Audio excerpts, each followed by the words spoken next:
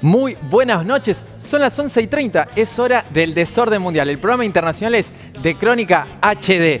Como ves, volvimos, estamos de nuevo en el estudio y venimos acá para contarte todo lo que tenés que saber que pasa fuera del país, pero que te interesa a vos y acá. Vamos a hacer nuestro primer recorrido por América Latina. Si en un momento se hablaba de la espada de Bolívar que caminaba, ahora lamentablemente tenemos que hablar del ruido de botas en la región. Es algo que nos preocupa, el empoderamiento de la fuerza de seguridad en este momento en el que es necesario para cuidar y que la gente respete las normas de distanciamiento, también abre otros temores en una región que ha sufrido mucho. De eso te vamos a estar hablando. También te vamos a hablar de otro recorrido, el que va de los espacios marginales a la fama y de ahí a la prohibición. Estamos hablando de música, estamos hablando del Mahraganat. No entendés nada. Bueno, estamos hablando de lo que es el equivalente a la cumbia villera egipcia y te lo vamos a contar en un rato. Vamos a dar una vuelta por el mundo de nuevo para llevarte a aquellos lugares que por ahí sucedieron cosas y no te enteraste, e incluso vamos a salir del mundo convencional. Bueno, ya te vas a enterar, no seas ansioso, porque es hora de empezar, como todo lo que gira, por el... O sea, lo que dejamos para el final, vamos a empezar ahora al principio, que es Venezuela, ¿sí? Donde la mejor noticia para Maduro parece estar en la oposición. ¿A qué nos referimos? Una grieta en el antichavismo que parece ser lo que podría garantizarle la perdurabilidad. ¿De qué se trata? Mirá.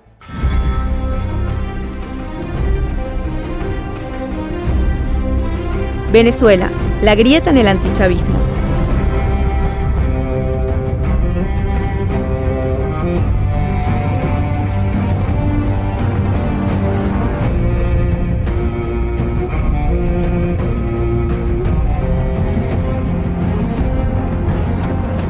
Una pelea interna entre los opositores a Nicolás Maduro es el último episodio de la eterna crisis venezolana, y quizá la mejor noticia para el chavismo. En la oposición hay una discusión cada vez más áspera. ¿Hay que participar o no en las elecciones legislativas convocadas por el gobierno? El dilema es si conviene luchar contra Maduro en las urnas para no cederle la iniciativa política, o si es mejor continuar con la estrategia de abstención sin concesiones contra su gobierno.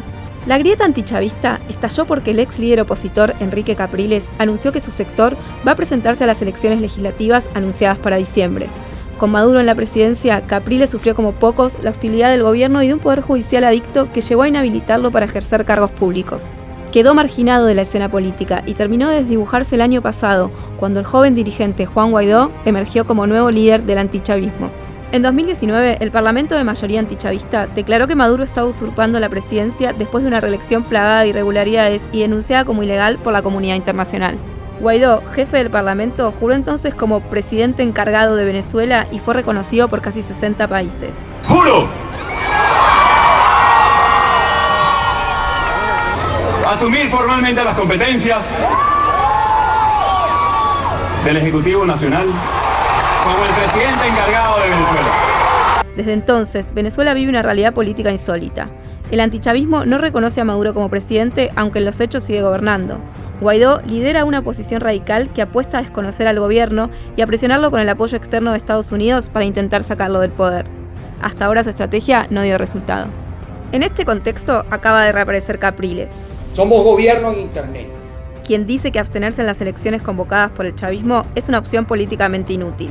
Según Capriles, si el gobierno abre una mínima ventana a la participación, hay que tirarse adentro de cabeza para coparle la cancha y no quedarse con un papel de reparto ante los venezolanos. La oposición se ha vuelto demasiado predecible. Maduro hace todo para que usted no ejerza su derecho, para que usted tire la toalla. Del otro lado, el sector de Guaidó acusa a Capriles de negociar por debajo de la mesa con Maduro.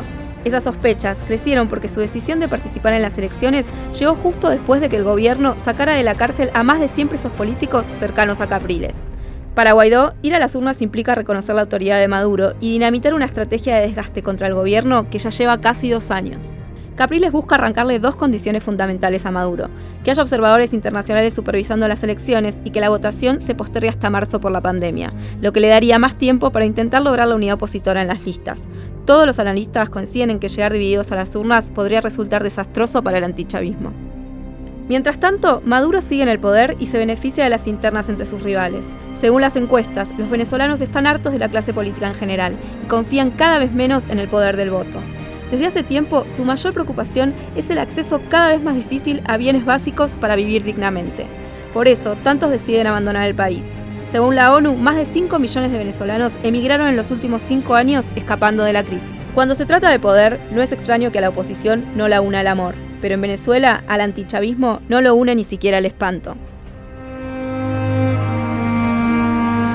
En la política muchas veces se dice que gana el que gobierna y el que pierde también gobierna. Y eso tiene que ver con Venezuela. Y pocos hacen hincapié en cómo la oposición ha jugado y cómo la oposición también es importante para explicar por qué Maduro sigue en el poder. Y también en esa estrategia se va a jugar las elecciones y qué opina la comunidad o cómo juega la comunidad internacional. Para hablar de todo esto está aquí María Constanza Costa. ¿Qué tal, Hola, Costi? Javi, ¿cómo estás? Buenas noches. Buenas noches. Sí, la decisión de Capriles de presentarse a elecciones para muchos puede abrir una vía pacífica y democrática, ¿no? Claro. Algo, Javi, acordate que se pedía en todas las mesas de negociaciones donde participaron el oficialismo y la oposición, como la mesa de República Dominicana, la mesa de Barbados, la última mesa en Noruega, donde también mediaban figuras internacionales importantes, como por ejemplo el expresidente del gobierno español, José Luis Rodríguez Zapatero. Claro. Lo cierto es que Capriles con esta maniobra parece alejarse de la línea más radical, de la línea más radicalizada, donde se apostaba que, por ejemplo, una parte del ejército se rebelara contra Maduro y de esa manera caiga el gobierno. Eso parece haber dejado a un costado, da lugar a una vía democrática. Él pidió como condición que la supervisión internacional de estas elecciones sea de principio a fin. Esto quiere decir no solo el día que se cuentan los votos, sino también cuando se prepara la elección. Hay muchas sospechas sobre el Tribunal Electoral y su relación con el oficialismo. Bueno, pero lo cierto es que esto abre un panorama diferente a lo que se venía viendo. Claro, bueno, hablábamos recién de Capriles, pero también el otro gran candidato es Guaidó, ese que se denomina presidente encargado y que quiere hacer valer sus relaciones internacionales. Fíjate lo que decía esta semana sobre su relación con Estados Unidos. Mira, yo tengo que agradecer profundamente la administración del presidente Trump. Creo que ha sido muy claro en su respaldo al proceso de la causa venezolana, que no es a Juan Guaidó, por cierto, que es a la causa venezolana, que es a la libertad, que es al atentado que hace Maduro en contra de la seguridad y la estabilidad del hemisferio. Ahí veíamos cómo en Venezuela se juegan muchas cosas, no solamente la situación nacional, sino internacional. Todos los ojos están puestos ahí, ¿o no, Costi?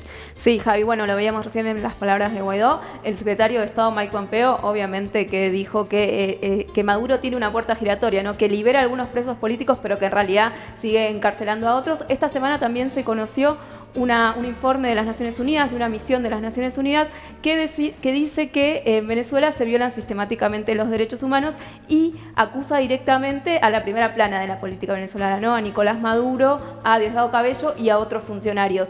Esto, Javi, puede dificultar lo que hablábamos antes de entrar en una nueva etapa donde la oposición solo se presenta a elecciones que puede ganar y el oficialismo solo convoca a elecciones que puede ganar. Bueno, este tipo de información puede complicar la negociación. Sin lugar a dudas, bueno, muchas gracias, Costi. Vamos a seguir hablando de Venezuela en otros programas. José, te pido que me muestres acá de nuevo. Qué bien, me encanta esta conexión, porque ¿sabes qué? Si siempre vamos a dar una vuelta por el mundo, ahora vamos a dar una vuelta por el universo. Mirá.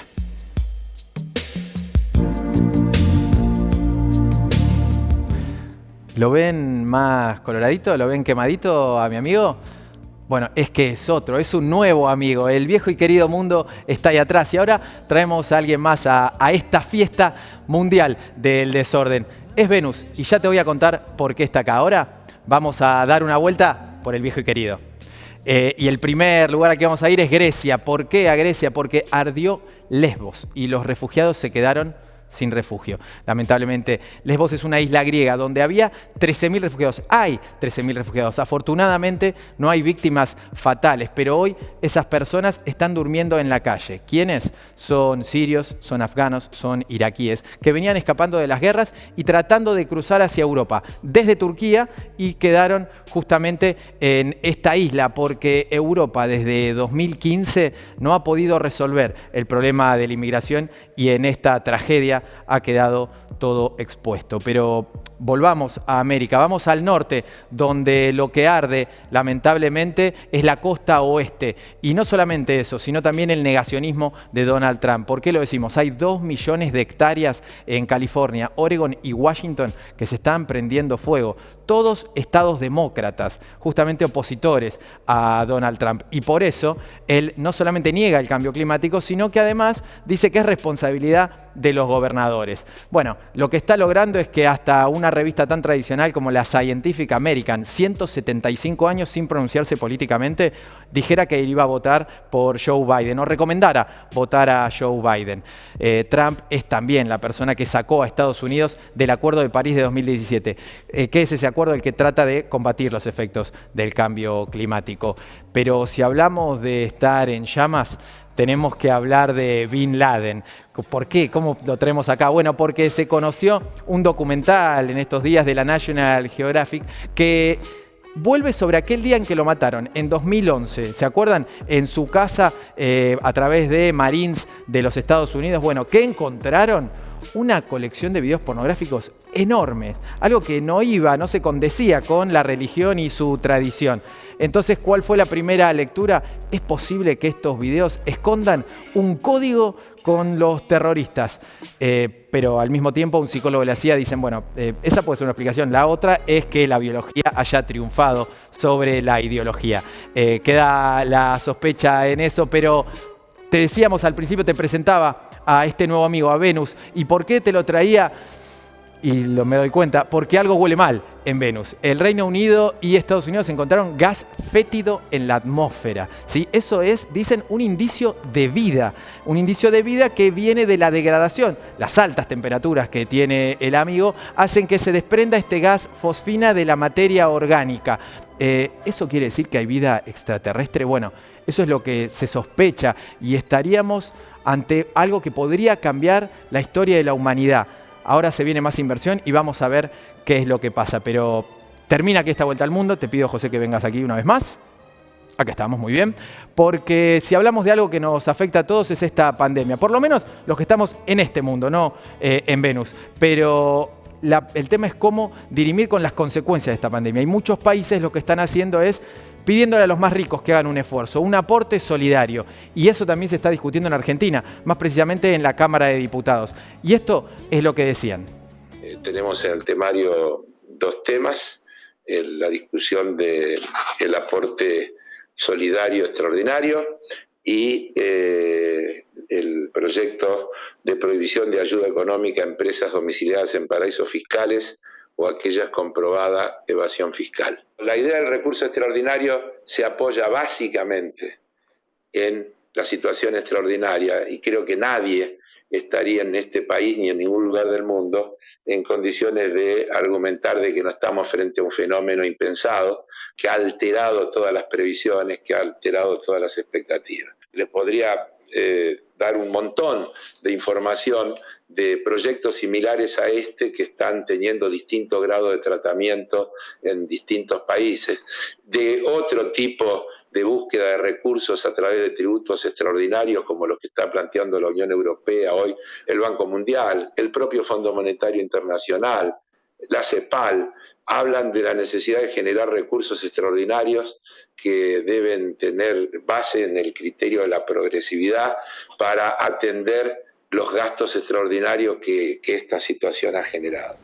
Hace 2 semanas nos inquietábamos por los patrulleros rodeando la Quinta Presidencial de Olivos. Imágenes que nos evocaban a una historia reciente muy dolorosa que no solamente es argentina, sino de toda la región. Y en estos momentos de pandemia donde las fuerzas de seguridad cobran protagonismo, nosotros te pedimos que le des bola a esta situación en toda América Latina.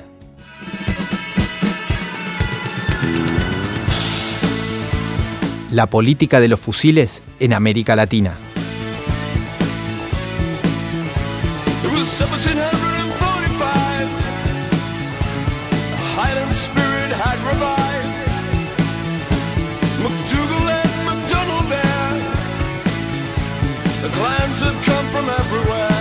A 6 meses del inicio de la pandemia, el protagonismo creciente de la fuerza de seguridad es uno de los rasgos más inquietantes de la nueva normalidad en América Latina. El avance de los uniformados, que ya era una tendencia regional antes del coronavirus, ahora se agudiza por las necesidades de control social que impone la crisis sanitaria. Con matices y diferencias entre países, el cuadro general muestra un peso cada vez mayor de los militares y las policías en la agenda política latinoamericana. Para una región que tiene el recuerdo fresco de los golpes armados contra la democracia en su historia reciente, el ruido de las botas fuera de los cuarteles es, como mínimo, un dato para prestarle atención. La vanguardia del nuevo militarismo se estrenó hace casi 2 años en Brasil, cuando Jair Bolsonaro asumió la presidencia y convirtió a las Fuerzas Armadas en el centro de poder de su gobierno. Casi la mitad de los ministros brasileños son militares.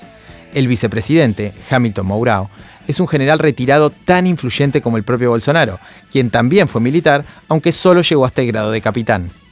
Frente al desconcierto que produce el bolsonarismo, las Fuerzas Armadas ofician de garantes de la estabilidad, lo que les devuelve una importancia política que habían perdido en las últimas décadas. Algo paradójicamente parecido a lo que ocurre en Venezuela, donde Nicolás Maduro ya no estaría gobernando si no fuera porque mantiene el apoyo del sector militar. Ahora la pandemia está dando un nuevo giro al protagonismo uniformado en la región. En un momento de excepción, el discurso de orden y la eficiencia de las fuerzas pega más. En México, Andrés Manuel López Obrador pasó de criticar el papel de las Fuerzas Armadas en la lucha contra el narco a utilizarlas como brazo del Estado contra el COVID. Les entregó el control de áreas claves, como las aduanas y los puertos, los hospitales de campaña y el reparto de suministros. En Chile, Sebastián Piñera acaba de extender por 3 meses el estado de excepción, lo que implica mantener a los militares en las calles para que hagan cumplir las restricciones por la pandemia. Aunque el gobierno justifica la decisión por el COVID, hay quienes lo ven como un intento de disciplinamiento social, justo cuando está por celebrarse un plebiscito constitucional logrado tras las protestas del año pasado. Lo que pedían los manifestantes entonces era justamente derogar la Constitución heredada de la dictadura militar de Augusto Pinochet. En otros países, esta hora de los fusiles no viene de la mano de las Fuerzas Armadas, sino de las policías. En Colombia, quedaron en la mira después de que 14 manifestantes fueran asesinados durante la represión a protestas justamente hechas contra los abusos policiales. La indignación se había desatado luego del crimen de un abogado que fue brutalmente agredido por la policía en plena vía pública. Luego había sido torturado en un comando de atención inmediata, como se conoce a las estaciones policiales de Bogotá, que se convirtieron en un símbolo de la corrupción y la violencia policial. Ya el año pasado, Bolivia reveló hasta qué punto la policía puede transformarse en un factor de inestabilidad. La presión policial fue el detonante del proceso que terminó con el golpe de Estado contra Evo Morales. Otro país de la región, Ecuador, también había tenido una mala experiencia con una huelga policial hace 10 años, que terminó con el secuestro del entonces presidente Rafael Correa y 6 policías condenados por intento de magnicidio. Esos antecedentes regionales le dieron un telón de fondo preocupante a las imágenes de la residencia presidencial argentina rodeada de policías bonaerenses armados la semana pasada. Aunque las realidades de los países son heterogéneas y sería exagerado afirmar que Latinoamérica está a las puertas de un nuevo ciclo de autoritarismo militar, experiencias recientes como la de Bolivia muestran que los peligros del empoderamiento uniformado pueden ser más serios de lo que parecen a simple vista.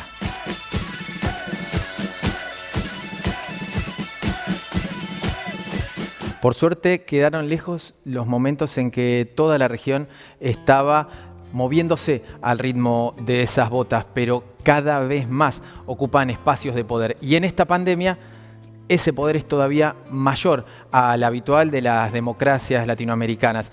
Y por eso nos preocupa, aunque tengan a veces reclamos que hacer que sean válidos. Y la forma de procesarlos es una buena pregunta para que Sonia Aristimuño nos cuente desde su casa de qué estamos hablando cuando hablamos de sindicalización de las fuerzas de seguridad.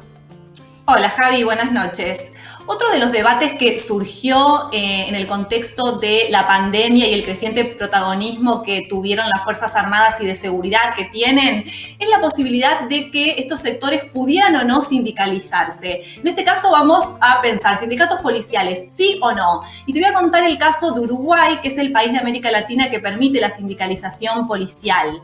En este caso, el primer sindicato que obtuvo reconocimiento legal en Uruguay fue el Sindicato Único de Policías del Uruguay en el año 2005. Este sindicato, como vamos a ver en la placa, tiene alrededor de 5.000 afiliados. Más tarde surge la Unión de Sindicatos Policiales del Uruguay, que tiene alrededor de 10.000 afiliados. Y más o menos el porcentaje de afiliación de los agentes de policía en Uruguay es del 35%.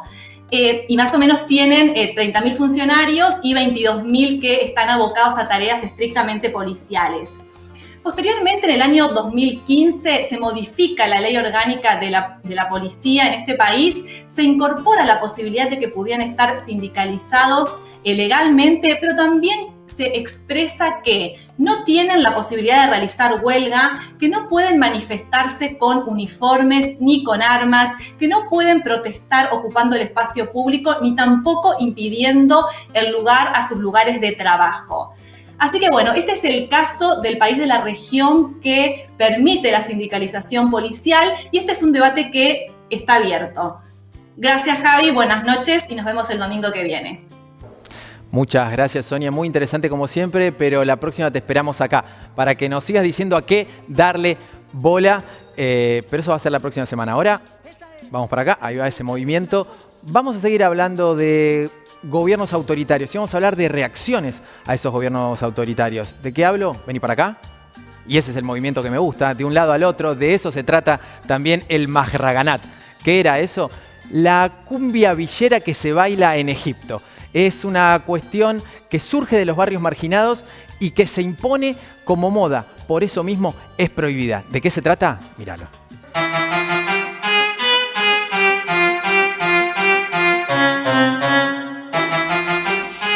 Mahraganat, la cumbia villera egipcia.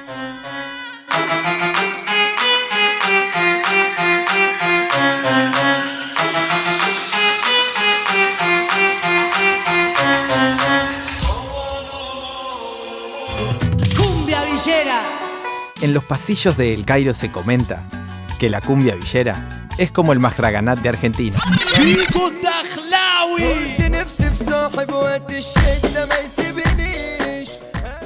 Surgido en plena crisis política y social de Egipto en los barrios marginados, el ritmo musical más popular del momento acaba de ser prohibido por el gobierno por dañar la moral y las buenas costumbres.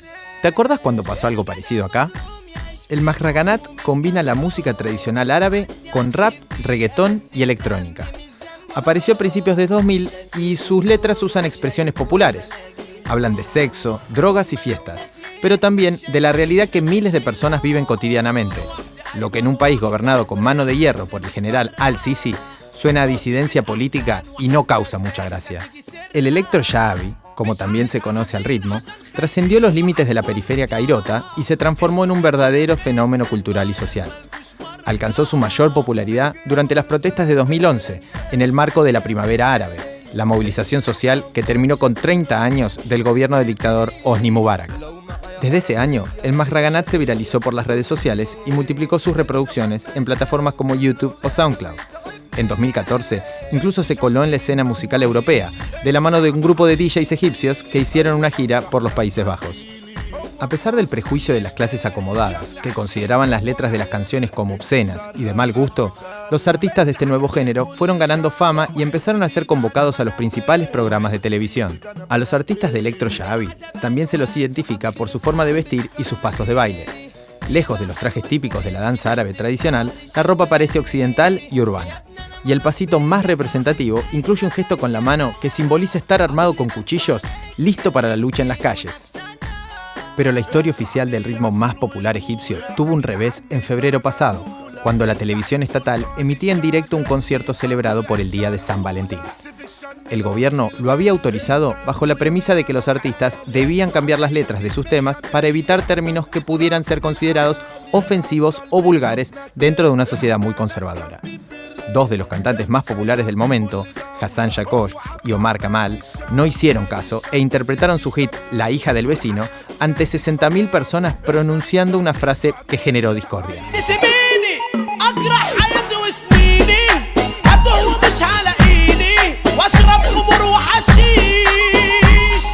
Como el consumo de ambas cosas está mal visto en Egipto, las autoridades decidieron vetarlo en todos los espacios públicos. Para muchos sectores, la prohibición fue un eslabón más en la larga cadena de censura que el gobierno ejerce contra el sector artístico en nombre de la moral y las buenas costumbres. Una censura que va más allá de lo cultural y que transformó a Egipto en una cárcel a cielo abierto, como la definió Amnistía Internacional en 2018. Las prohibiciones de hechos culturales han demostrado a lo largo de la historia funcionar en el sentido inverso de lo que se pretende. ¿Por qué un ritmo que creció por fuera de los circuitos oficiales va a desaparecer cuando el gobierno decide cerrarle el paso? A pesar de la prohibición, no es loco pensar que el ritmo que lleva en su ADN la huella de la juventud egipcia y su demanda por una vida mejor siga creciendo y algún día trascienda las fronteras del mundo árabe. A la cumbia villera también la prohibieron acá luego de sus primeros shows en televisión. Hoy suenan casi todas las fiestas que los argentinos hacen por el mundo. ¿Tendremos que aprender cómo se dice ATR en árabe egipcio? ATR, perro, cumbia, cajetea la piola, gato.